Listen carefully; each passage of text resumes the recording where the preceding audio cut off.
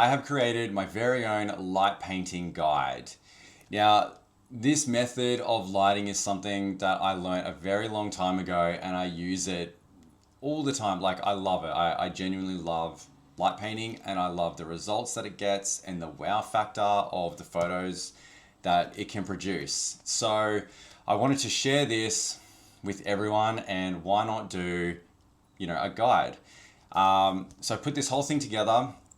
Actually got it printed, which is amazing. I love printing the things that I create, but I want to show you what is in this guide because it is free.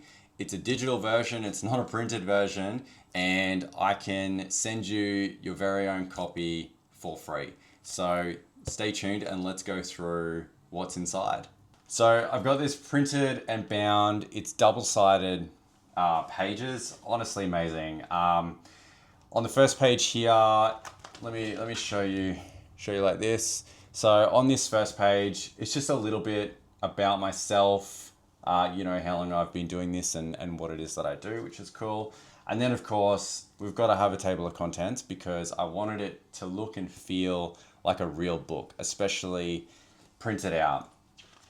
Super glossy pages. It's beautiful, honestly. Like, if there was a cost-effective way for me to sell this as a book, I would do that.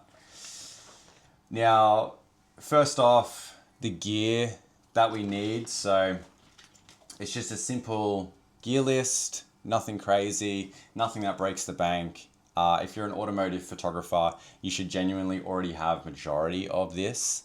So simple gear list at the start here.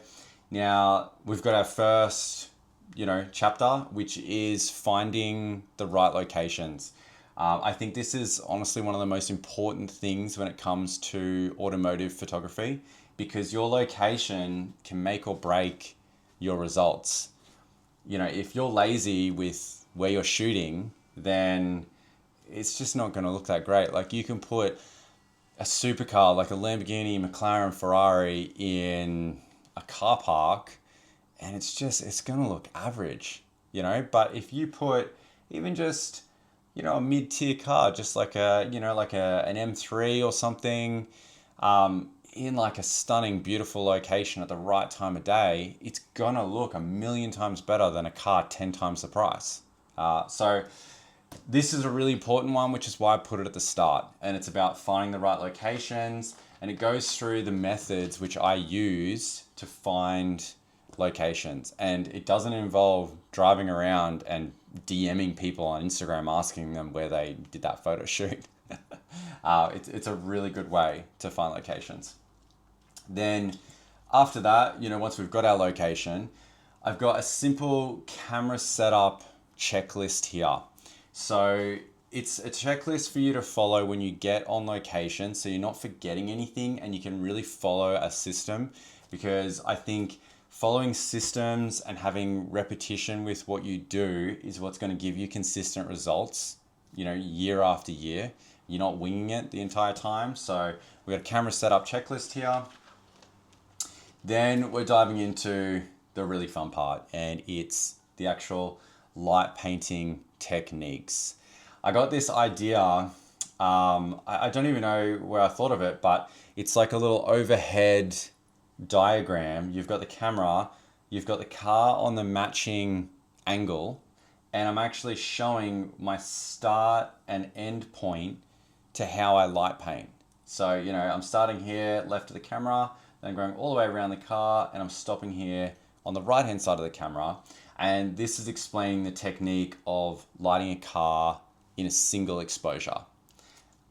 Then moving on from there, there's lighting cars in multiple exposures. And again, showing how I'm doing it. There's an explanation and, the diagram of how I do that. Then we've got lighting angle and lighting position. So this is a really important one. And I actually have an image here where it's got both the high lighting angle and the low lighting angle in the one image, which is really cool. I don't often do that because I don't like mixing the lighting approach. I try to make it look sort of as natural and consistent as possible. But with this Lamborghini Huracan STO, it's in this crazy like purpley pink color. And when you hit it with the light on the right angle down the side here, the metallic in the paint, it just explodes. It looks amazing. So yeah, this is just a module here talking about high light versus low light, and then obviously balancing your ambient light with your LED light. Depending on the result you want to get, sometimes I like to balance, the ambient lighting around the car and just add in some subtle lighting of my own to fill in the shadows or fill in the dark areas there. Then we've got a little bonus section, and it's lighting tricks for black and dark colored cars. Now, so many people are like scared of shooting black cars because they are quite hard and they do take a lot of technique, but it can be quite simple. And so I break that down here in a little bonus section on really just the way to approach shooting black cars, because I think the results are awesome, and you get like just such moody, contrasty results from light painting black cars. Then I've got a couple of pages here all on editing, and there's a lot to it. You really need to study this section because it goes through exactly how to do everything in Photoshop. And I recommend actually opening Photoshop at the same time as going through this section, because it'll help you so much. When you click and you can actually do the things at the same time as you're learning. So, going through, like, there's masking and things like that. And then just at the end here, there's just a little final note, a little bit of encouragement. And I've got a little call to action here on registering interest in my automotive lighting cohort program. But we'll go into that at a later date when that's actually announced, because we are still in cohort number 1 and number 2 is not open yet. So I'll do a video on that in the future. Now, the only thing I'm going to change about this PDF, and it's an ebook, is purely for myself. I stuffed up the cover printing here. You can see I've got the white edge. I wanted that to be full bleed. I'm going to put a clear cover on the front of it that got recommended to me, and then I'm going to put a black piece on the back of it, just so it looks super professional. It looks like a real, properly printed book. And then it's going to be filed with the rest of my books over here, and it's actually going to be the first ebook in a part of a 3-part series.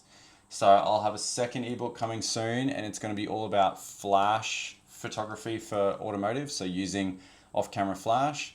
And then a third ebook, which is using full natural light.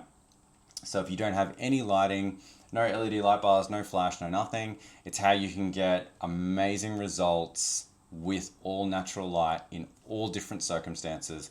Cloudy day, sunny day, nighttime, sunset, the whole lot of it. So keep a lookout for that. And if you want a free copy of this, just check out the bio and there'll be a link, and you'll be able to get your free copy.